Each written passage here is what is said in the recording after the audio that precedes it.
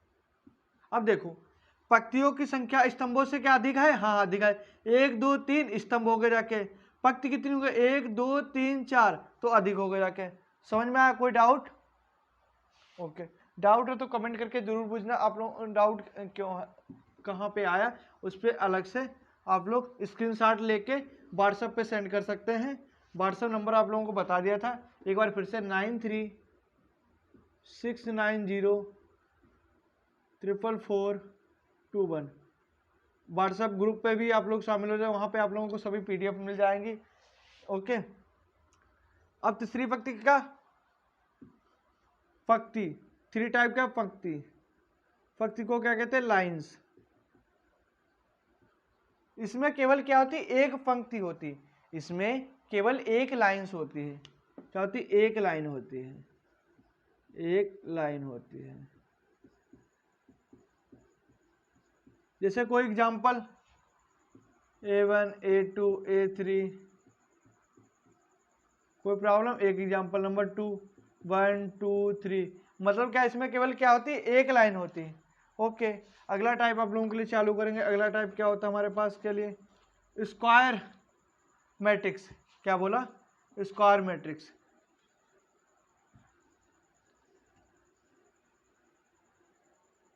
Square matrix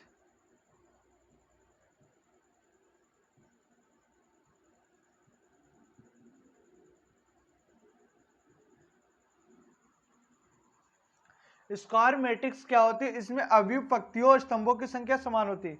क्या बोला? Square माने क्या होता है? वर्ग, मैट्रिक्स माने क्या? अवयव। इसमें पंक्तियों की संख्या मतलब स्तंभ और लाइंस क्या होती है? सेम होती, इक्वल होती। एग्जाम्पल, चलो पहले इसकी डिफरेंस। इसमें पंक्तियों की संख्या तथा स्तंभों की संख्या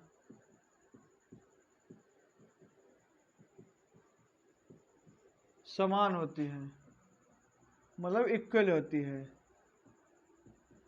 एग्जाम्पल में दिखाएंगे। जैसे एग्जाम्पल हमने मान लो कोई मान लिया, कोई example A1 A2 A3 B1 B2 B3 C1 C2 C3। अब देखो पंक्ति कितनी हमारे पास है? 1 2 3। एक बार हमेशा याद रखो, पंक्ति को किससे कहते हैं? इसे।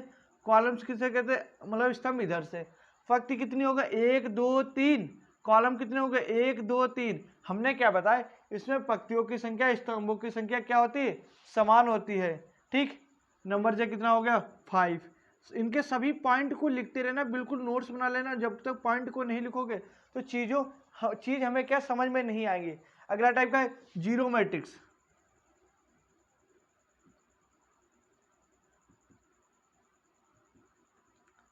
इसमें क्या होता है? सभी तत्व, जीरो मैट्रिक्स में सभी तत्व क्या होते हैं? शून्य होते हैं। जीरो मैट्रिक्स में सभी तत्व क्या शून्य होते हैं? इसमें सभी तत्व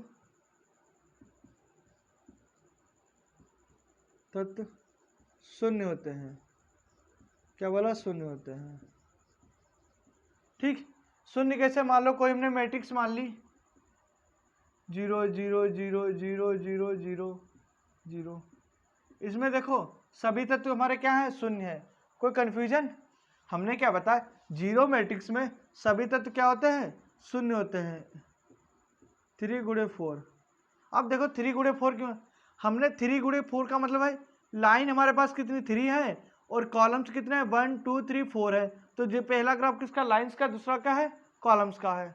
ओके, नंबर 7 पॉइंट पे डिस्कस करेंगे। आप लोग इसके नोट्स जरूर बनाते रहना। इसकी 10 से 12 क्लासेस होंगी, बिल्कुल विधिवत तरीके से आप लोगों को समझा देंगे क्या होती मैट्रिक्स, बिल्कुल। अब आगे विकर्ण अवयव। विकर्ण वेक्टर मैट्रिक्स। विकर्ण मैट्रिक्स में इसमें मुख्य विकर्ण के तत्व को छोड़कर क्या बोला? विकर्ण मैट्रिक्स में मुख्य विकर्ण को छोड़कर अन्य सभी तत्व क्या होती है? जीरो होती है।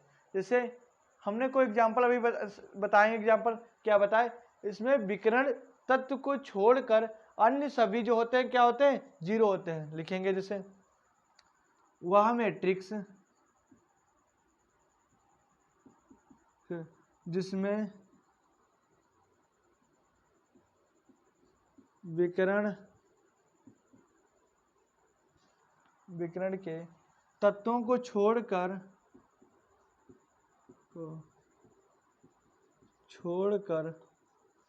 अन्य सभी तत्व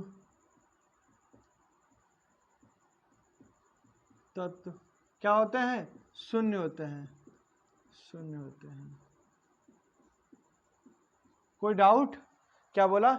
मैट्रिक्स क्या होते हैं? इसमें क्या विकर्ण को छोड़कर अन्य सभी तत्व क्या होते हैं? हमारे शून्य होते हैं। एग्जाम्पल जैसे हम बताएंगे, विकर्ण क्या होती है?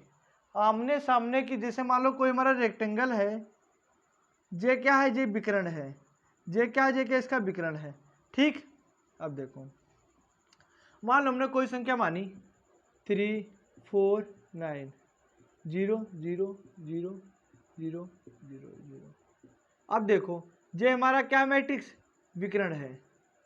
हमने यही तो बताया, विकर्ण को छोड़कर अन्य सभी तत्व क्या शून्य है? विकर्ण को छोड़कर अन्य सभी तत्व शून्य निकले। अगला एग्जांपल जैसे मान लो A1 A2 B2 C3। अब देखो, क्योंकि क्वेश्चन बहुगुणनफली में दे देगा कि बताओ जी कौन सा मैट्रिक्स है, तो आप लोगों को बताना होगा कि शून्य मैट्रिक्स है, हॉरिजॉन्टल मैट्रिक्स है क्या। तो हमने क्या ट्रिक बताई, नियम बताया कि मैट्रिक्स जिसमें विकर्ण को छोड़कर अन्य सभी तत्व क्या होते हैं? जीरो होते हैं, उसे क्या कहते हैं? विकर्ण मैट्रिक्स कहते हैं। देखो A1 B1 C1, इनके विकर्ण को छोड़कर अन्य सभी तत्व क्या हमारे जीरो हैं।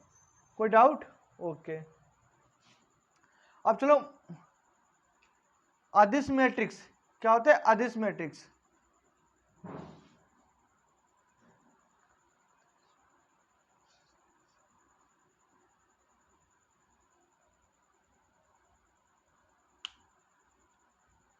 देखो, इसमें अदिश विकर्ण क्या होता है? अदिश मैट्रिक्स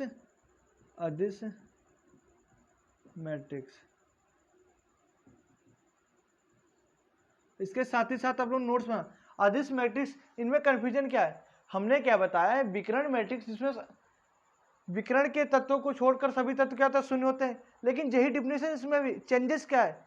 इसमें जो विकर्ण के तत्व होंगे वो बिल्कुल सेम होंगे। अगर 1 1 होगा तो 1 1 होगा। हम लिखेंगे वह मैट्रिक्स जिनमें मुख्य विकर्ण को छोड़कर मुख्य विकर्ण का प्रत्येक तत्व समान होता है तथा और सभी